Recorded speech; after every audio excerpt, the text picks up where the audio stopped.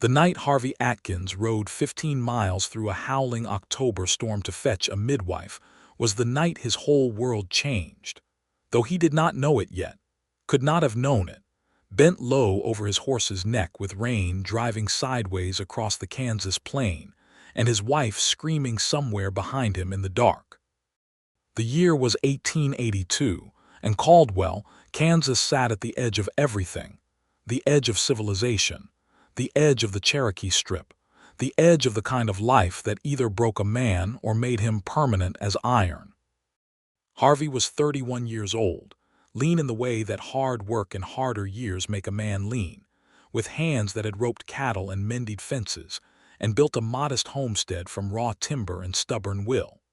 He was not a complicated man by nature, but he was a deep one, the kind who felt things without always being able to say them, who carried loyalty like a second skin and love like a quiet fire that burned long and true rather than fast and consuming. His wife, Clara, had been in labor since mid-morning. By the time the afternoon clouds stacked themselves into something threatening, and the first lightning cracked the sky open over the Chicaskia River bottomland, Clara had been laboring for nearly 8 hours, and things were going wrong in ways that Harvey understood only in the most terrifying, instinctual sense. The baby was not coming the way their neighbor Bess Morley had said a baby should come, and Bess, who had helped with 3 of her own grandchildren, had taken Harvey by the arm with hands that trembled and told him to ride for Edna Hale. Everyone in Caldwell knew Edna Hale.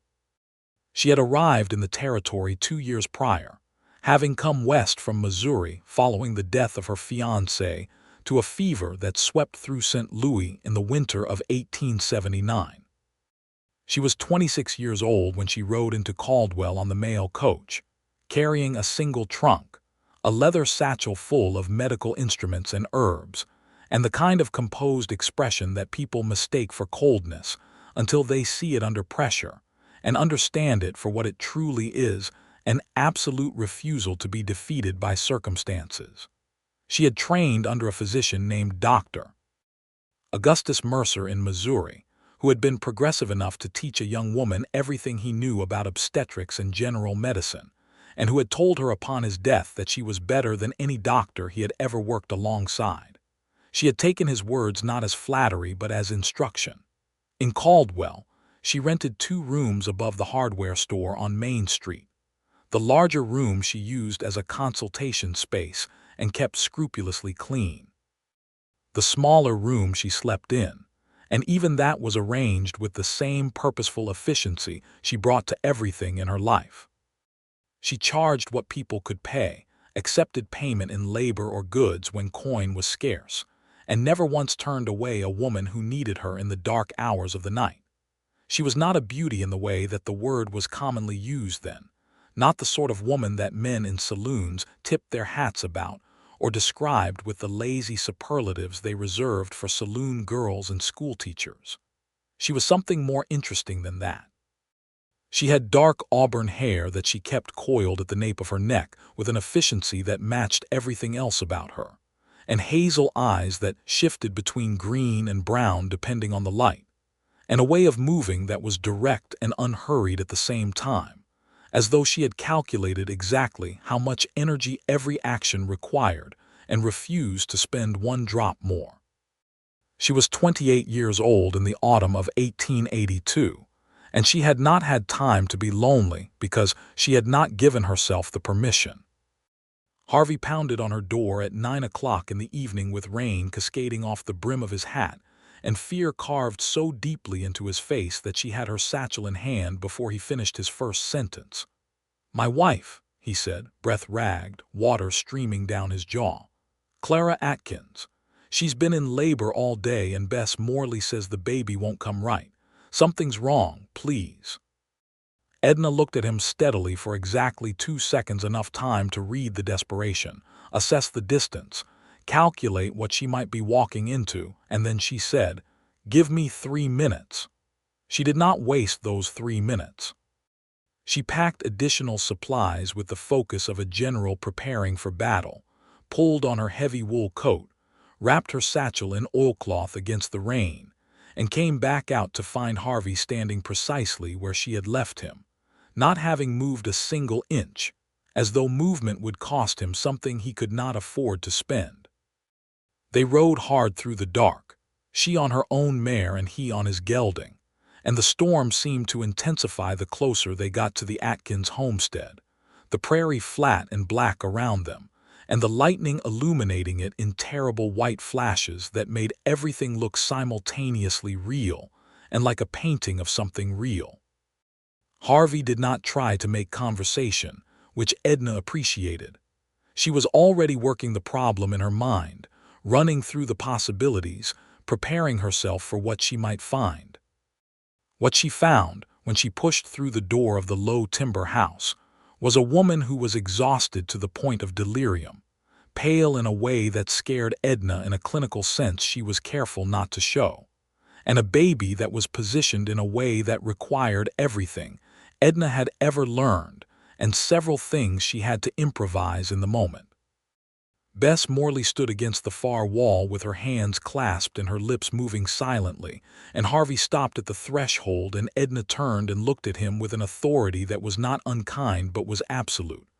"You wait outside," she said. "I want to stay," he said. "I know you do. You wait outside." He went. He stood in the rain on his own porch for the next 2 hours, and he listened. And he prayed in the inarticulate way that men pray when they have run out of things they can do with their hands. What happened inside that room in those 2 hours was the kind of work that Edna had been trained for and had lived through before, but it never became routine. It never became something she could hold at a distance.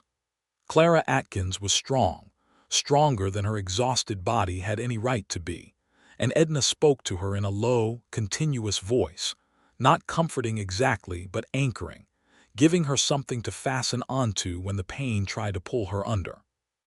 There were moments when Edna's hands were the only thing standing between two lives and the dark, and she knew it, and she held steady in that knowledge with a steadiness that cost her something she would not let herself count until later. At 11:47 in the evening, by the small clock on the bedside table, a baby girl was born.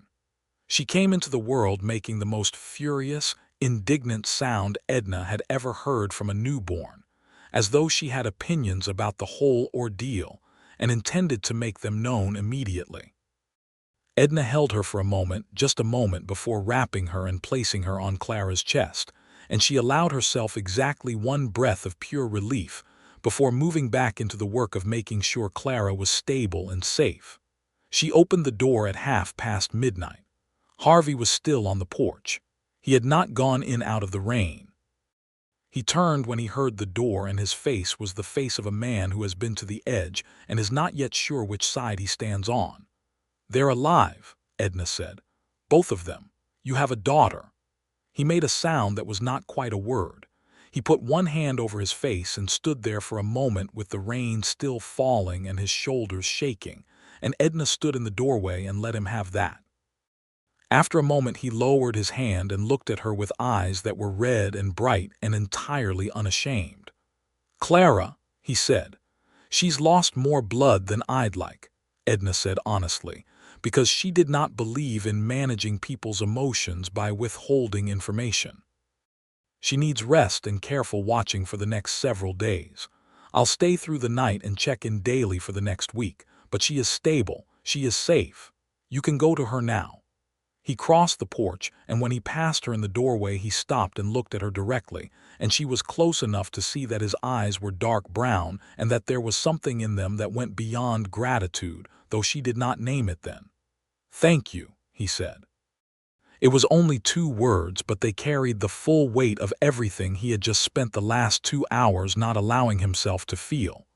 "Go see your family," she said quietly, and he went.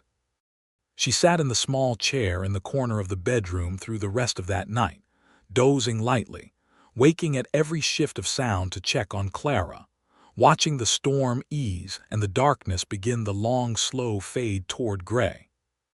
Harvey sat on the edge of the bed holding Clara's hand, and Clara slept, and the baby slept in the small wooden cradle that Harvey had made himself from pine he had cut and smoothed over 3 Sundays in September, preparing in the way that fathers prepare practically, with his hands for a life that had not yet arrived. Edna watched them without meaning to, in the small intervals when she was awake and they were still, and she thought about what it meant to build something like that. She had not let herself think about it in a long time. In the morning she drank the coffee Harvey made, which was strong and black and exactly what she needed, and she checked on Clara again and gave Harvey instructions that were specific and clear. He wrote them down on the back of a piece of brown paper with a stub of pencil, and she was oddly moved by that, by the earnestness of a man who did not want to risk forgetting a single thing she told him. "What is her name?" Edna asked, nodding toward the cradle. Harvey and Clara looked at each other, the look of two people who have been through something together and arrived somewhere new on the other side of it. "Rose," Clara said. Her voice was hoarse but her eyes were clear, and there was a warmth in her face that Edna recognized as the particular kind of love that has just survived a terrible test of itself. "Rose Atkins," Harvey said, and he said it like he was tasting something good. Edna rode back to Caldwell in the early morning light with the storm entirely gone, and the prairie washed clean and gleaming in the low October sun, and she thought that it was one of the better nights of her professional life, and she told herself that was all it was. She came back to the Atkins homestead 4 more times that week, as she had promised, and each time Clara grew stronger and Rose grew louder, and Harvey was always there, either working near the house or sitting on the porch, and he always had coffee ready when she arrived, and he always asked her questions about Clara's recovery with the kind of focused attention that told her he was listening to every word and intended to remember it. On the 5th visit he met her at the gate of the property with a look on his face that she had learned, in those few short days, to recognize as the prelude to him saying something difficult. "Clara wants to thank you properly," he said. "She wants you to stay for supper, if you're willing." Edna considered declining. She had a clean professional boundary around her work, and she maintained it with the same care she gave to everything else, because in a small frontier town, a woman alone had to be careful about how she was perceived, and staying for supper at a patient's home crossed a line she generally did not cross. But Clara was standing in the doorway with Rose in her arms and a look of such genuine, uncomplicated warmth on her face that Edna found herself saying, "I would be glad to," before she had fully decided she would say it. Supper that evening was beans and cornbread, and a small roasted rabbit that Harvey had caught that morning, and it was some of the best food Edna had eaten in months, which said something about the cooking and something about the company. Clara was funny, unexpectedly so dry and sharp, and possessed of a wit that had been sharpened by years of living with a man she clearly adored and equally clearly refused to let get away with anything. Harvey was quieter but contributed at the right moments, and his humor was different, gentle, self-deprecating, the kind that makes people feel safe rather than impressed. Edna found herself laughing 3 times. She noticed each time because she did not laugh easily. She rode home in the dark feeling something she chose not to examine closely. The weeks that followed were full of autumn work, and Edna was busy with other patients. A ranch hand who had broken 2 ribs in a riding accident, an elderly woman on the edge of town who was managing a winter chest ailment with more stubbornness than good sense, a young couple who had just arrived from Tennessee and whose first Western winter was going to be a rude awakening. She had enough to occupy her days and most of her evenings, and she was good at occupying herself, had been good at it since Missouri. She did not think about Harvey Atkins in any way she would have described as excessive. She thought about Clara's recovery, which was her professional responsibility. She thought about Rose, who had been a genuinely dramatic birth and whose entrance into the world she was pleased to have been part of. And occasionally, in the margins of those thoughts, she noticed a brown-eyed man writing something down on a piece of brown paper with a stub of pencil, And she noticed that noticing this did not feel entirely professional, and she set the thought aside with the same brisk efficiency she applied to everything else. Harvey came into town on the last Saturday of October on a supply run, and he encountered Edna outside the dry goods store where she was debating the merits of two different grades of muslin with a focused expression that made him smile from across the street before he had planned to smile. He crossed the street and touched the brim of his hat. "Miss Hale." She looked up and something moved in her face, not quite surprise, but a kind of recalibration. "Mr. Atkins, how is Clara?" "Strong as ever," he said. "You'd think she hadn't been through anything at all, except she'd tell you different." He paused. "Rose grew an inch, I think. Hard to measure." "They do that," Edna said. There was a moment where they both stood there and neither of them said anything, and the moment went on just slightly longer than was strictly necessary for a conversation that had reached its natural end. And then Harvey said, "I'm picking up supplies and then going to the saddle maker on the south end. If you needed anything carried—" "I can carry my own parcels," she said, but not unkindly. "I know you can," he said. "I wasn't suggesting otherwise." She looked at him then, really looked at him, and he met her eyes without flinching and without pretense, and the honesty of it was almost disconcerting. "Thank you," she said. "I'll manage." He touched his hat again and went on his way, and she stood looking after him for a moment longer than was entirely necessary, and then went back to her muslin with a deliberateness that was almost aggressive. November came in on a cold wind that stripped the last of the cottonwood leaves from the creek bottoms and drove the cattle to the low, sheltered places along the river bends. Caldwell settled into its winter rhythm quieter, the cattle drives finished for the season, the dust of the summer trade replaced by the particular hush that descends on a prairie town when the plains grass goes brown and the sky goes pewter, and every human being within 50 miles seems to feel simultaneously the necessity of community and the difficulty of achieving it across such distances. Harvey was in town 3 weeks after their meeting outside the dry goods store, and this time he found Edna at the small table in the back corner of Mayer's General Store, which served also as a kind of informal postal and meeting point for people who had come in from the surrounding homesteads. He was picking up a letter from his brother in Texas. She was writing out an order for medical supplies she had been waiting 3 weeks for from a supplier in Wichita. He sat down across from her, which was perhaps more forward than strictly warranted, and she looked up at him with one eyebrow slightly raised. "Waiting for the Waller boy to finish with the counter," he said, explaining himself. "He's been in there 20 minutes and I believe he's trying to purchase a single nail." The corner of her mouth moved. It was not quite a smile, but it was related to one. "Clara sent something for you," he said, and he produced from his coat pocket a small jar of apple preserve sealed with a piece of muslin and a bit of string. "She put them up last week. She wanted you to have the first jar." Edna looked at the jar for a moment before she took it. "She shouldn't have gone to that trouble." "She wanted to," he said simply. "Clara does what she wants to do. You'll understand that about her." "She seems determined," Edna said. "She is," he agreed, with a warmth in his voice that was plain and unperformed. "She's the most determined woman I've ever known, present company possibly excepted."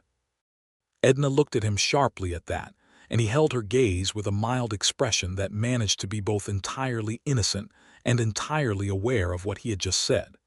"You don't know me well enough to have opinions about my character," she said.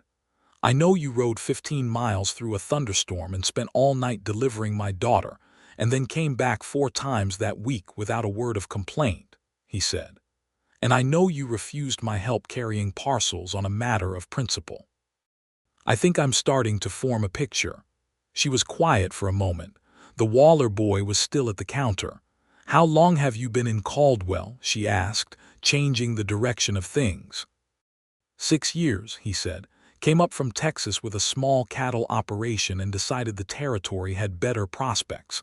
Before that I worked trail drives for about 3 years. Born in Georgia, which is so long ago and far away it might as well be a different life entirely." "Missouri," she said, answering the unasked question. "I came 2 years ago." "I know," he said. "Small town. What do you know about me?" She asked, and it was not a challenge exactly, but it had an edge to it, a testing quality. "That you came after a loss," he said carefully, "and that you made something real here from nothing, and that the women in this territory trust you more than they trust anyone. And that you're hard to know but worth knowing. That's what people say, the people who say things worth listening to."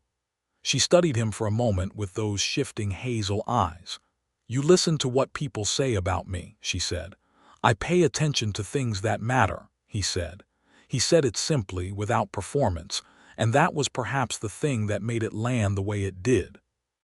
The Waller boy finally completed his transaction and vacated the counter, and Harvey stood and touched his hat in that way of his, and she watched him go and then looked down at the jar of apple preserves in her hands and sat there for a moment doing absolutely nothing, which was unlike her.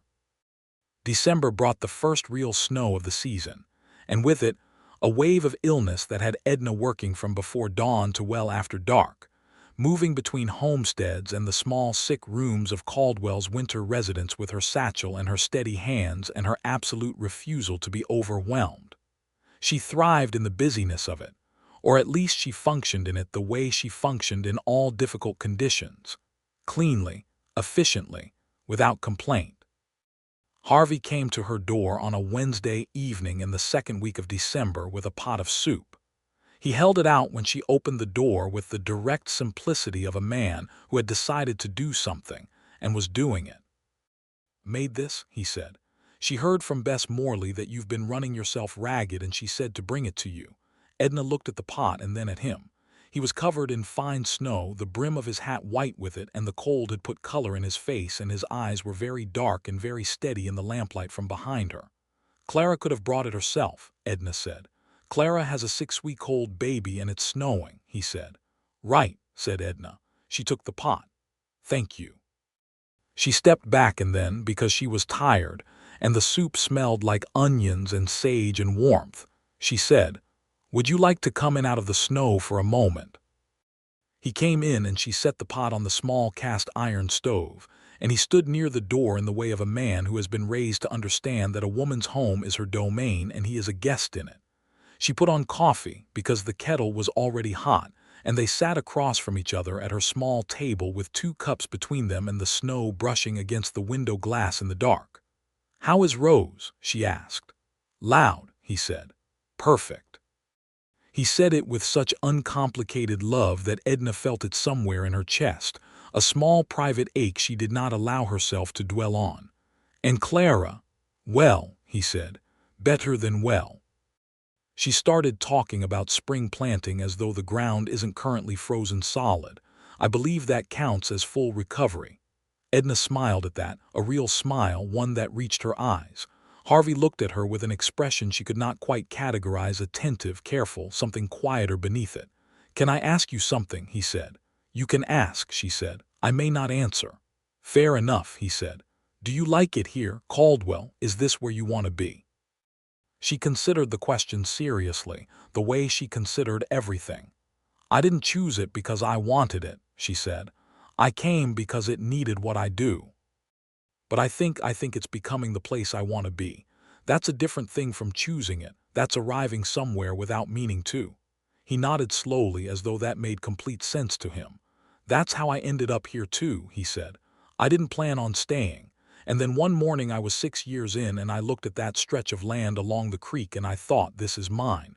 Not in a property sense, in a deep sense." "Yes," she said quietly. "Like that." They looked at each other across the table, and the snow kept falling outside, and the lamp burned steady between them, and neither of them said anything for a moment that was comfortable in the way that only certain silences are, the kind that feels like a conversation rather than the absence of one. He left not long after, because it was late and he had a long ride home, and she stood in the doorway and watched him go and then went back inside and sat down and ate the soup, which was the best she had eaten in weeks, and she permitted herself, for the first time, to acknowledge that she was beginning to look forward to occasions when Harvey Atkins showed up at her door. She had not looked forward to things in a long time. The winter deepened, and the territory settled into the iron cold that the plains do with a thoroughness that seems almost personal. January of 1883 was brutal days of temperatures that turned water to ice in a bucket indoors, winds that came howling down from the northwest, without obstruction across 100 miles of open country.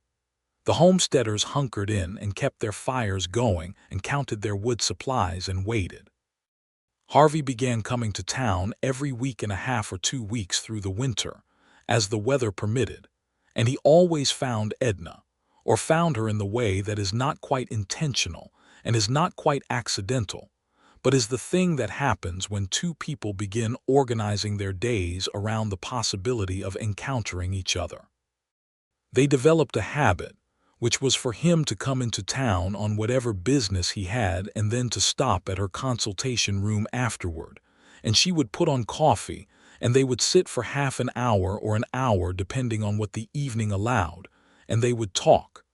They talked about everything. They talked about the territory and its prospects and its injustices, and Harvey had strong opinions about the treatment of the Comanche and Kiowa peoples who had been pushed off the land that he himself now farmed, and he expressed those opinions without hedging in a way she found unexpectedly admirable in a man who benefited from that very system. He said once, looking at his coffee cup rather than at her, "I know what I'm doing here is built on something that wasn't right. I know what the government did to clear this land was wrong, and I can't undo it by feeling bad about it, but I don't want to be the kind of man who doesn't see it clearly." She had been looking at him very directly when he said that, and she had said, "Most men don't see it at all. Most men aren't married to women who make them read things," he said, and she had laughed, and he had looked at her when she laughed with an expression that he quickly rearranged into something more neutral. She noticed when he rearranged it. She filed the noticing away. They talked about medicine and what it meant to work in a territory without proper resources, about the things she had seen in 2 years of frontier practice that the medical establishment in the East had no framework for. He asked intelligent questions. He listened to her answers in a way she was not accustomed to completely, as though what she was saying was the most interesting thing in the room, which was not the way men generally listen to women explaining things. She told him about Dr. Mercer. She had not told many people about Dr. Mercer, because the telling of it always led to the telling of the engagement and the death in St. Louis, and she did not always want to go there. But with Harvey she found herself going there, and he listened without rushing her toward a point or trying to comfort her with reassurances, and when she finished he was quiet for a moment, and then he said, "He sounds like he was someone worth grieving."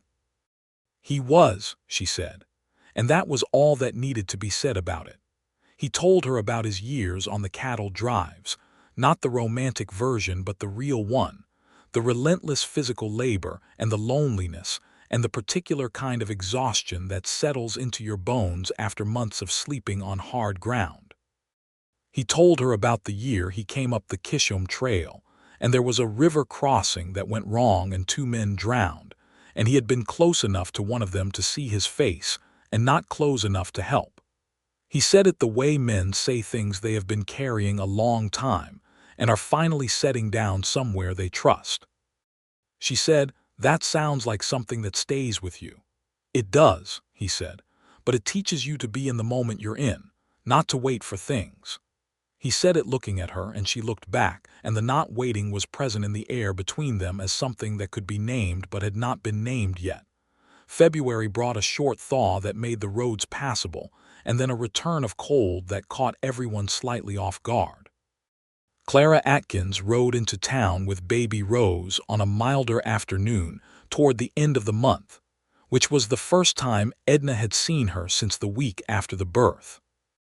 Clara was tall and brown-haired and possessed of the kind of wholesome, forthright energy that makes people immediately comfortable, and she walked into Edna's consultation room with Rose propped on her hip and looked around with frank curiosity, and then looked at Edna with a warm, assessing look that was somehow also deeply kind. "You're younger than I remembered," Clara said. "You were somewhat distracted when we met, Edna said. Clara laughed, a bright, unguarded sound. That's the most polite way anyone has ever described labor. She settled into the chair across from Edna's desk and situated Rose, who was 3 months old now and round-faced and curious about everything, and looked at Edna with an expression that had gained a particular quality of directness. "He talks about you," Clara said. Edna was very still for exactly 1 moment.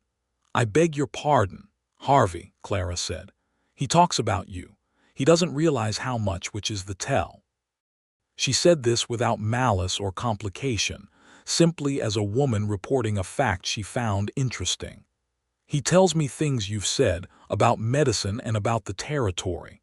He's not dramatic about it. He just brings you into the conversation the way you bring in something that's become part of your thinking." Edna looked at Clara carefully. "Is this a warning?" "No," Clara said, and her voice was entirely gentle. "It's not a warning at all."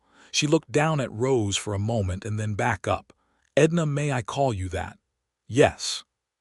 I want to tell you something, and I need you to receive it in the spirit it's given, which is the spirit of someone who is grateful beyond what words can hold for what you did for us. And I need to tell it to you woman to woman without delicacy." "All right," Edna said. "I love Harvey more than I can say," Clara said quietly.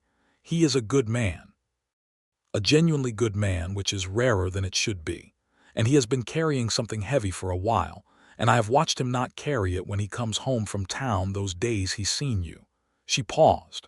"I'm not saying this to complicate anything or to push anything.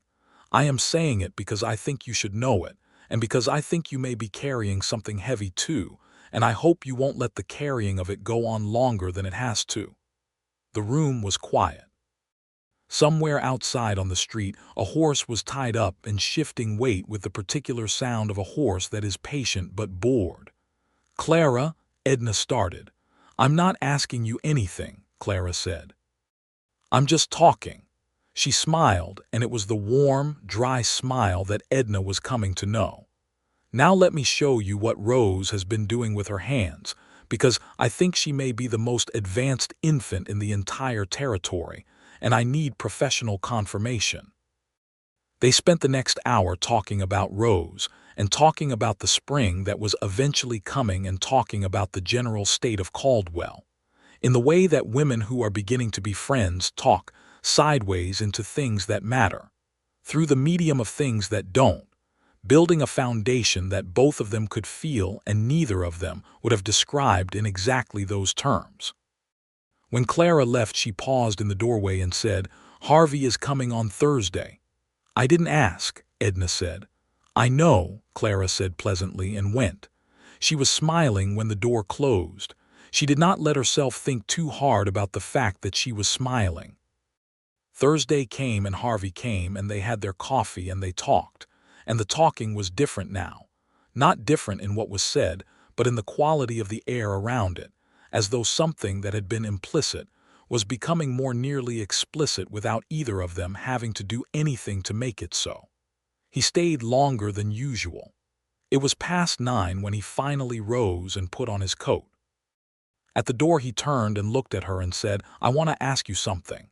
"You've said that before," she said. "You have a complicated relationship with your own questions." "I do," he agreed. "This one is the answer matters to me significantly." She waited. "There's a social at the Drummond place on the 19th, he said. "Dancing, supper, the usual kind of winter gathering. I would like to escort you if you're willing. I would like to come and call for you properly and take you there and spend the evening with you." He paused. "I want to be clear that I am asking as a man who is asking a woman he admires and would like to spend time with, not as anything else."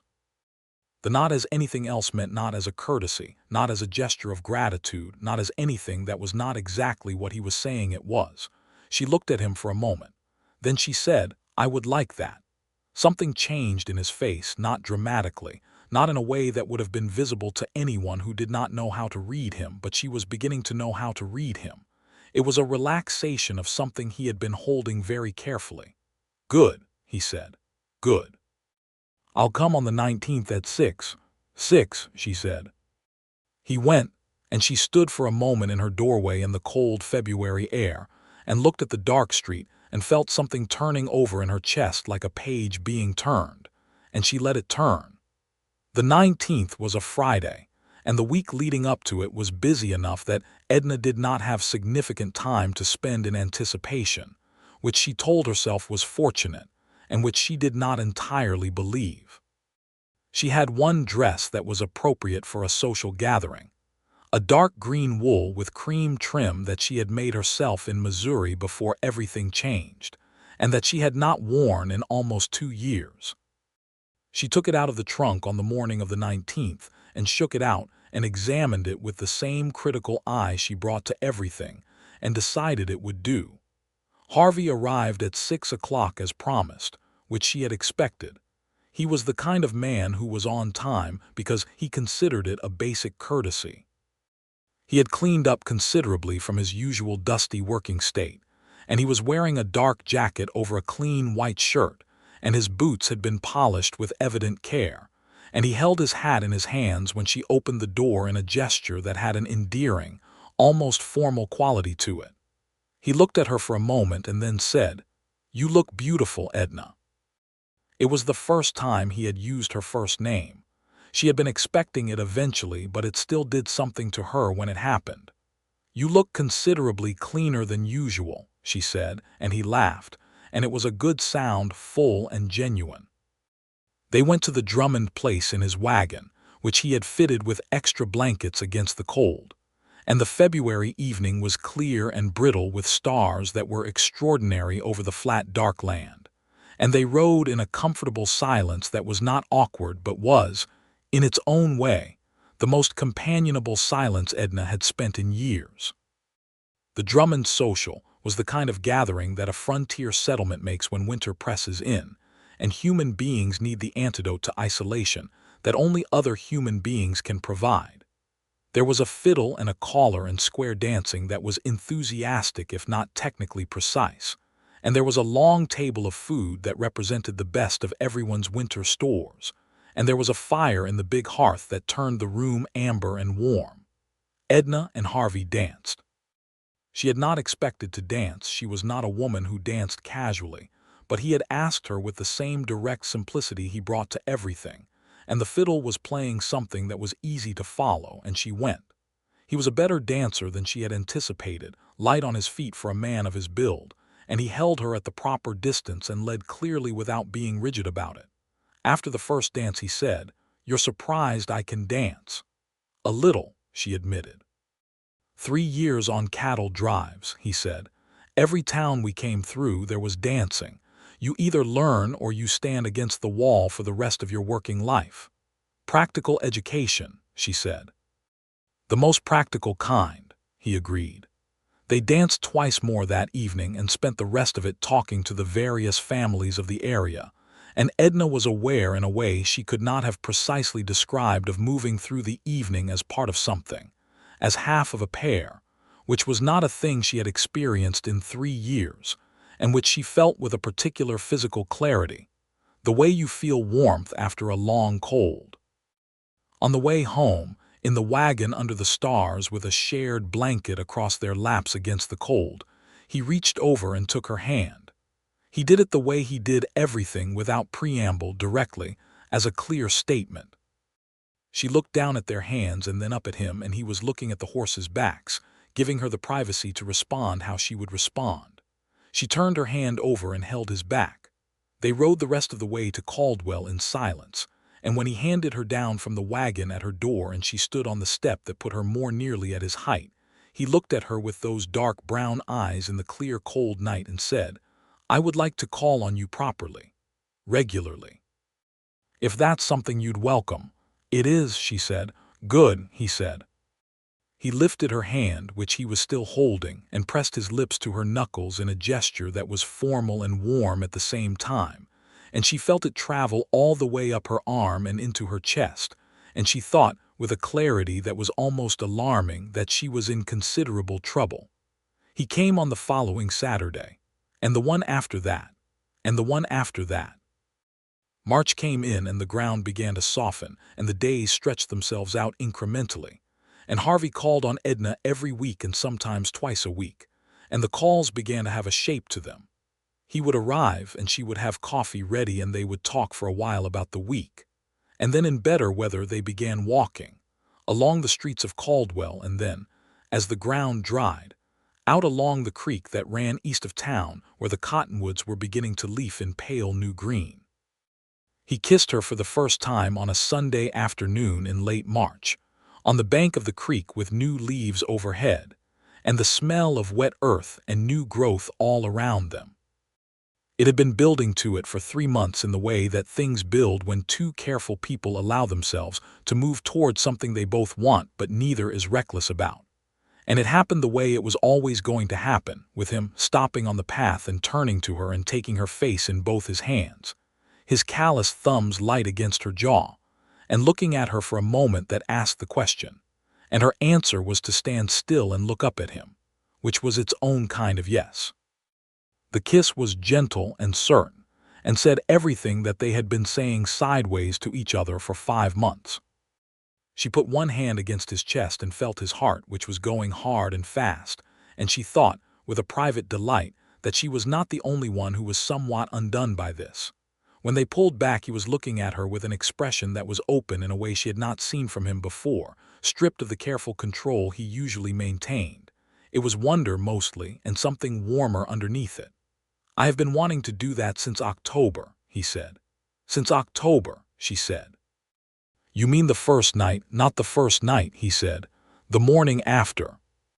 You were sitting in that chair in the corner and the sun was coming up and you were drinking coffee with both hands and you had—" He stopped. "I had what?"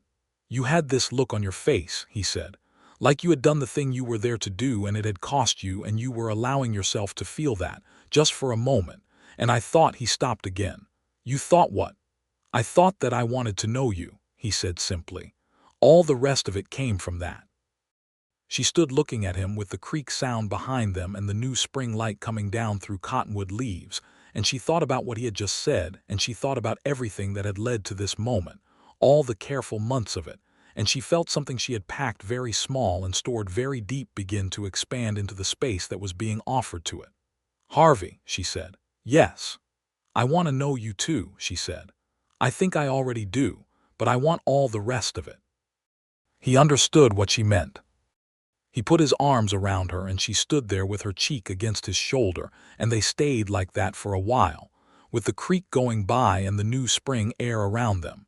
And it was one of the best moments she had had in years, possibly ever, and she let herself have it completely. The spring and summer of 1883 were the best of Edna Hale's adult life, and she knew this while they were happening, which is a rare and fortunate thing. She and Harvey were not reckless about their courtship. This was a small town and she had a professional reputation to maintain, and he had a daughter to think about, but they were also not apologetic about it. They were seen together regularly, and people drew their conclusions, and the conclusions they drew were largely the correct ones. And the general sentiment in Caldwell regarding the developing situation between the midwife and the cattleman was one of approval with a small overtone of collective romantic satisfaction. Bess Morley, who had started this whole thing by sending Harvey out into the storm, claimed regular credit for the situation, which Edna accepted with more grace than strict accuracy required. She spent time at the Atkins homestead in her new capacity, which was different from her professional visits in ways that were immediately and profoundly apparent. She met Rose not as the woman who had brought her into the world, but as someone becoming part of her world, and Rose at 6 months, and then 7, and then 8 was a person in a way that Edna found continuously astonishing, responsive, expressive, possessed of strong opinions about what constituted acceptable food and entertainment. Rose had Harvey's eyes, dark brown and absolutely direct. Clara became her closest friend. This happened incrementally and then all at once, the way friendships do, and it was the kind of friendship built on complete honesty in both directions, which was the only kind Edna was capable of and the only kind Clara had any interest in. They argued sometimes, productively, about things that mattered, about the limitations placed on women in the territory, about the pace at which the territory was developing and what was being lost in the process, about medicine and about faith, and about what a good life required. They agreed on more than they argued about, which made the arguments worthwhile. On a Sunday in July, Harvey and Edna were sitting on the front porch of the homestead in the evening light with Clara inside putting Rose to sleep, and the light was golden and horizontal across the prairie, and the grass was high and green with the summer rains, and Edna was thinking about nothing more specific than the fact that she was happy, concretely and reliably happy, in a way she had not known for a long time. Harvey was quiet beside her in the way he got quiet when he was working toward saying something. She had learned this about him, had learned the texture of his different silences. "I want to talk to you about something," he said. "All right," she said. He was quiet for another moment, looking out at the land, and she waited. "I'm not a man who says things I don't mean," he said. "I never saw the purpose in that, and I'm too old to start now, so I want to say this plainly." "Plain is good," she said.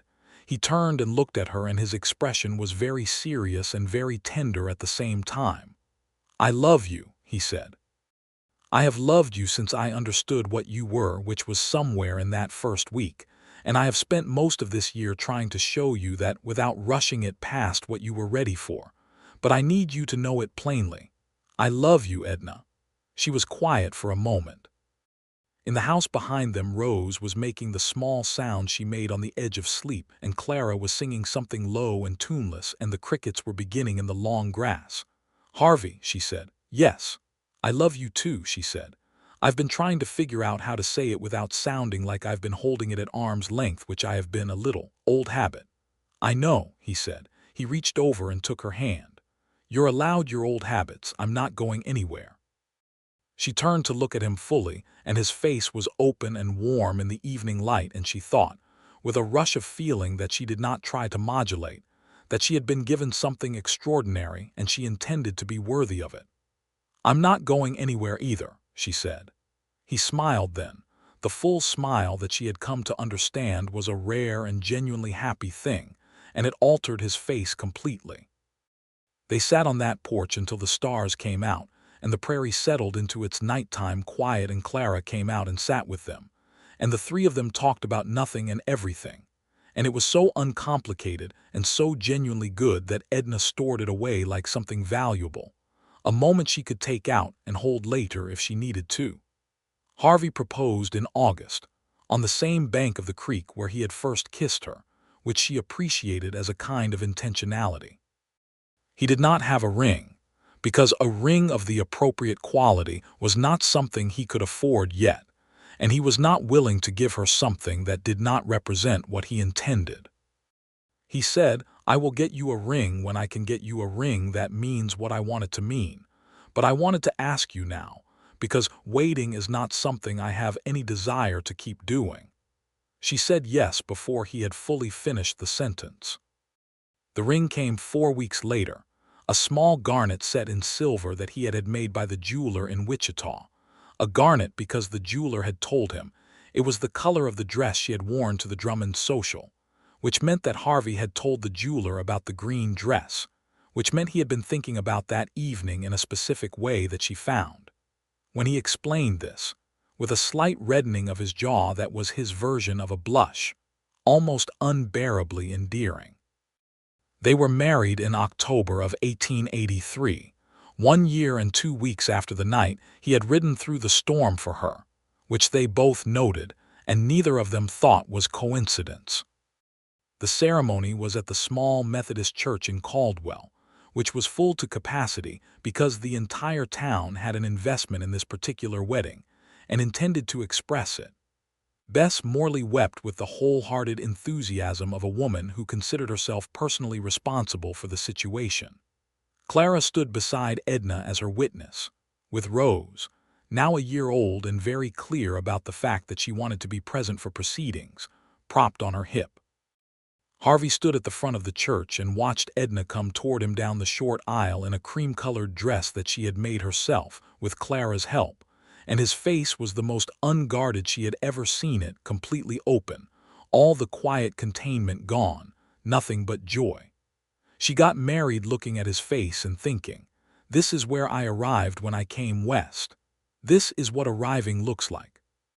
The ceremony was brief and genuine, and when the minister said the words and Harvey took her hands and said his vows in a low, steady voice, she felt them as complete and true in the way that things are true that are built on real material. Her own vows she had written herself, because she had not trusted the formal language to say what she wanted to say. She said, "I promise to build this life with you with the same care and intention I bring to everything that matters to me. I promise to be honest with you even when it is inconvenient. I promise to love you in the plain way, not the performed way, because you deserve the thing itself." She paused, because there was one more thing and she was going to say it even if her voice was less steady than she would have preferred.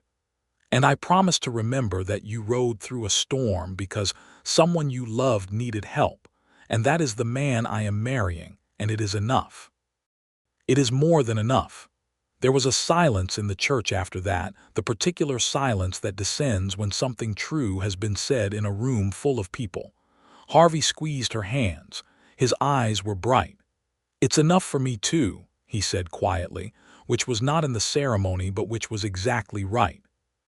The life they built afterward was a real one, by which is meant the kind of life that is genuinely lived, not a simple one, not an uncomplicated one, but one with texture and depth, and the ongoing daily work of two people choosing each other with full knowledge of who the other person is.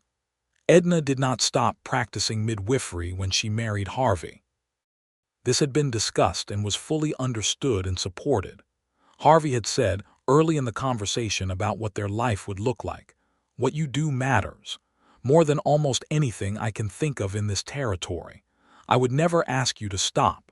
And she had looked at him with a gratitude that went beyond the specific issue to something about being known, which is what she had wanted to say but said instead as, "Thank you," which he received in its full meaning. She continued her practice, adjusting it as their family life required, and Harvey managed the homestead and the cattle, and in the first year of their marriage expanded the herd modestly, and built a second room onto the house in preparation for the family they were beginning to discuss in the way of people who are ready. Rose, at 1 and then 2, took to Edna with the uncomplicated love of a very young child who has never been told there is a reason not to. Edna, who had not been certain about her capacity for mothering in the daily sense. She was better in crises than in the steady work of small children's ordinary days, and she knew this about herself, was surprised to discover that she and Rose suited each other. Rose was direct and curious and interested in how things worked, which were qualities Edna understood and valued, and she treated Rose's questions as worthy of real answers, which Rose responded to with an intensity of engagement that Harvey found both hilarious and deeply moving. "She is exactly like you," he told Edna once, watching Rose attempt to examine a butterfly with the focused seriousness of a small person conducting research. "She's like herself," Edna said. "Yes," he said, "and like you." Clara had moved into the house in town by the following spring, in a situation that made practical sense for everyone. Clara had been managing the homestead alone through the pregnancy and its aftermath in a way that had been increasingly difficult, and having Edna nearby was something she wanted not just professionally, but personally. The arrangement between all of them, the four of them plus Rose, had a quality that Edna had not entirely expected, but had come to think of as the great good fortune of her adult life. That she had found, in the unlikely territory of a frontier settlement in 1882, not just a husband but a family, already formed and already including her before she understood that was what was happening. In the late autumn of 1884, Edna realized she was pregnant. She told Harvey on a November evening, in the kitchen of the homestead while he was mending a piece of harness, and she was at the table with her medical journal. She said, "I believe I'm going to need a colleague for a confinement sometime in early summer." He looked up from the harness and understood immediately because he knew her, and the harness went down on the table and he was up and she was standing and he put his arms around her and held her in the way of someone holding something precious. "Edna," he said into her hair. "I know," she said. How are you feeling?" "Well," she said. "I feel well." She pulled back enough to look at him. "I know what I'm doing, remember. I have some professional experience with the process." He laughed, which was what she had wanted, and then he kissed her properly, and then he pulled her close again, and she stood with her cheek against his shoulder and thought about all the things that had led to this specific moment, and felt them as a weight that was also a kind of buoyancy. She made arrangements with Mrs. Calloway, a midwife who had arrived in the territory the previous year, to assist with the birth, because Edna was practical enough not to deliver her own child if there was an alternative available. Harvey was not permitted to ride for help in a storm on her behalf, which she told him directly, and he accepted with a good-natured expression that nonetheless suggested he had not entirely ruled out the possibility. Rose was told at 2.5 that there was going to be a baby, and she received this information with serious consideration and then asked whether the baby would be interested in butterflies. "It's possible," Harvey said. "Good," Rose said, with the air of someone who has resolved a practical question. The pregnancy moved through the winter and into the spring, and Edna continued her practice as long as it was reasonable to do so, which was longer than most people thought prudent, and exactly as long as she determined was appropriate. And Harvey worried quietly in the way he worried about everything he loved, steadily, without drama, present and attentive, and trying not to hover because she had been clear about hovering. He was good at not hovering. He was less good at concealing the degree to which her well-being occupied his thoughts. On a June evening, 1885, with the prairie in full summer green and the light long and warm in the west, Edna went into labor in the homestead she and Harvey had expanded with their own hands over 2 years, and Mrs. Calloway came and Clara came and Harvey was once again sent to the porch, which he accepted with rather more grace this time than the first occasion. Because this time he had an almost 3-year-old who needed someone to sit with, and who regarded the whole situation with a focused curiosity that occupied his hands and most of his mind. Their son was born at 3 in the morning, healthy and furious about the whole business, with Harvey's dark eyes and Edna's bone structure, and a set of lungs that impressed even Mrs. Calloway. Harvey was called in immediately, and he came to the bed where Edna lay with the baby on her chest, and he looked at both of them with an expression that Edna would never fully find language for. It was love made physical. It was the look of someone who understands with the full weight of their person that they have been given something of incalculable value, and who intends to spend whatever they have left being worthy of it. He sat on the edge of the bed and she shifted to give him room and he looked at the baby. "What do we call him?" he said. She had thought about this. "I want to call him Augustus," she said, "for Dr. Mercer." Harvey looked at her for a moment and then nodded, a nod that carried acknowledgement and respect and a love large enough to honor the people who came before. "Augustus Atkins," he said. "Gus." "Gus," she agreed. Rose was brought in the following morning and stood at the bedside with her hands clasped behind her back in a pose of supreme seriousness, and examined her brother with the dedicated focus of a scientist. "He is very small," she said. "He will get bigger," Harvey said. "Does he like butterflies?" "Ask him again in a year," Edna said. Rose considered this a reasonable timeline and went back to her breakfast. The years after that built themselves into the shape of a full and genuinely good life.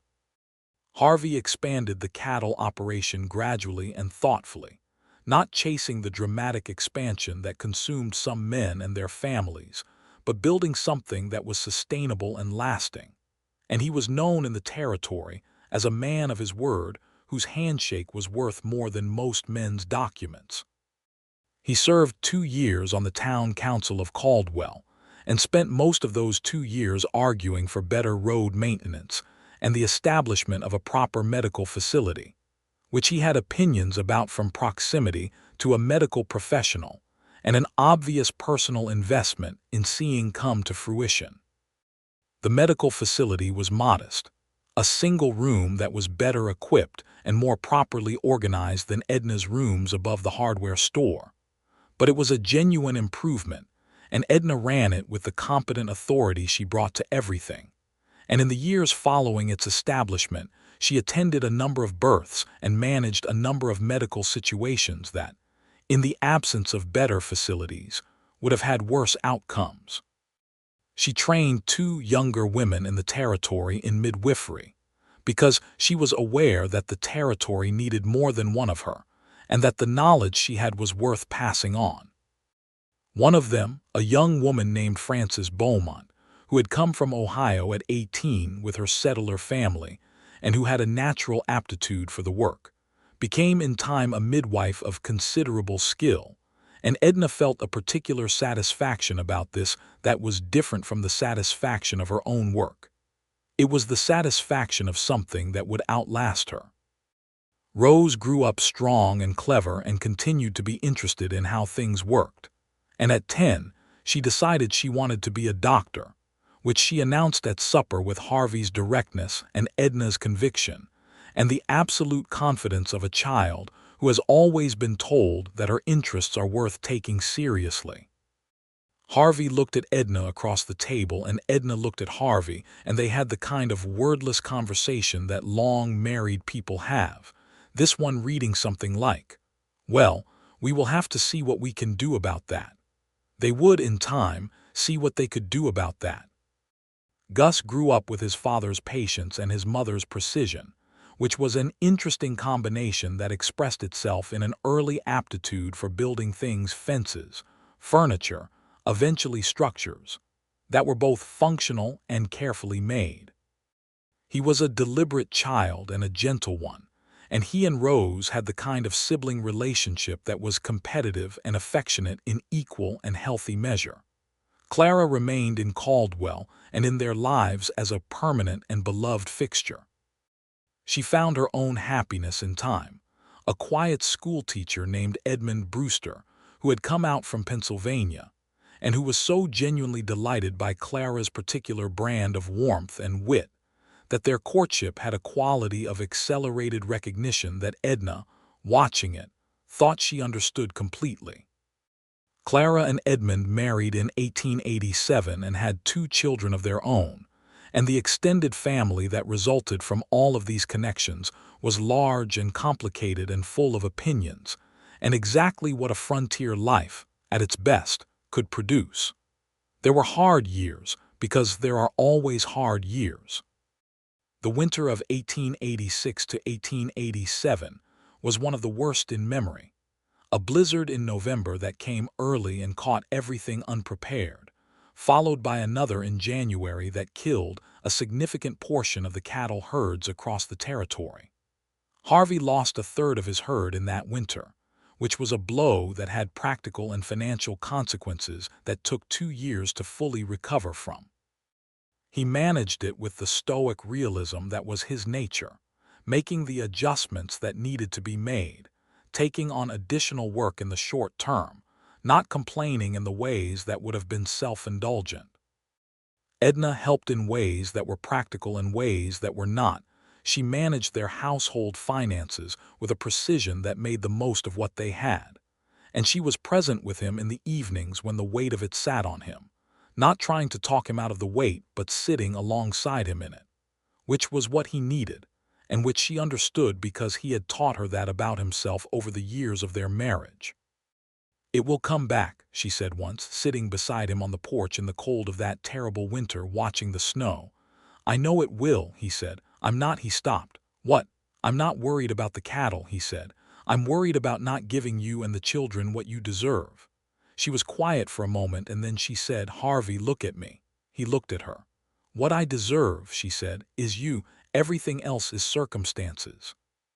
He looked at her for a long moment, and then put his arm around her, and she leaned into his shoulder, and they watched the snow together. The herd did come back.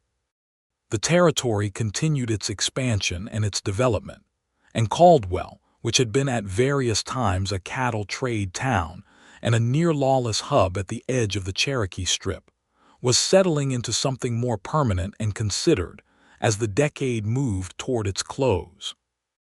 The land that had been opened was changing, and Harvey watched the changes with a mixed feeling that he had never resolved. A man building his life on ground that had been someone else's ground, in a system that he had not designed and could not undo, and the most he could do was acknowledge it and not look away from it. He taught this to Rose and Gus as directly as he could. Edna had seen the results of the government's policies on the Comanche and other nations in the territory, had treated injuries and illnesses that told their own stories, and she did not soften it for the children either. It was not a comfortable history to teach children, but it was an honest one, and they were raising people who would need to understand where they stood. In the spring of 1889, when the Oklahoma Territory land rush brought a new wave of settlers pouring south through Caldwell, Harvey stood on the main street and watched the tide of humanity and horses and wagons with a look on his face that Edna recognized as the look he got when he was seeing things clearly and not finding it entirely comfortable. She stood beside him and took his hand, and he looked down at her and she looked up at him, and they held on to each other while the great movement of American history moved past them, and neither of them said anything, because some things are too large for words and the only honest response to them is simply to be present.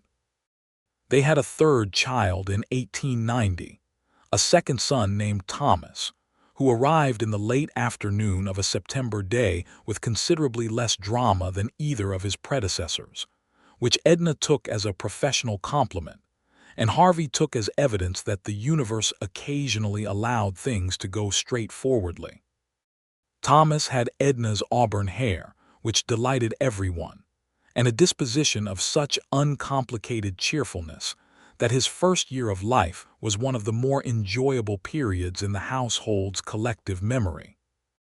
Rose, at 8, greeted Thomas with the same careful seriousness she had brought to Gus, and then, after a moment of consideration, declared that she liked him and that he could stay. Gus, at 5, was primarily interested in whether Thomas would eventually be able to assist with the extensive construction projects Gus had ongoing in the side yard, and was told he would have to wait approximately 2 years for useful help. Harvey turned 41 the year Thomas was born, and Edna was 36, and they were people who had lived enough of life to understand its shape, who had built something real with their hands and their intentions and their willingness to be honest with each other.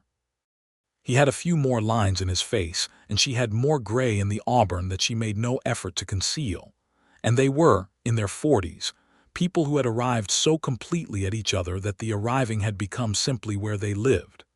They still talked.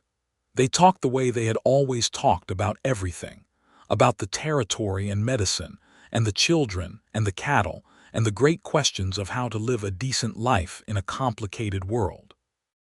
They still walked along the creek when the evenings allowed, and the cottonwoods were very large now, having grown in the years of their marriage from saplings to substantial trees.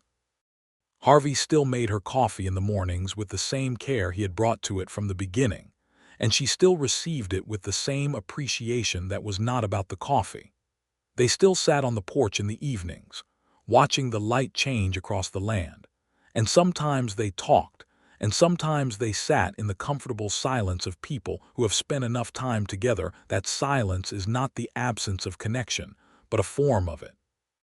On an October evening in 1891, 9 years almost to the day since Harvey had ridden through a storm to bring her to his wife's bedside, they were sitting on that porch with the night coming in over the prairie and the first of the season's cold in the air, and the lamp burning yellow through the window behind them. Thomas was asleep. Rose and Gus were at the table inside doing their lessons, and the homestead had the particular settled evening quality of a house full of living. Harvey was looking out at the land in the way he sometimes did, and Edna was looking at him, and after a while he turned and found her looking and held her gaze with a warmth in his face that 9 years had deepened rather than diminished. "What are you thinking?" he said. She considered the truth of what she had been thinking, which was too large to say quickly. She had been thinking about October of 1882, about the dark and the rain and a man at her door with water streaming off his hat and fear in every line of his face.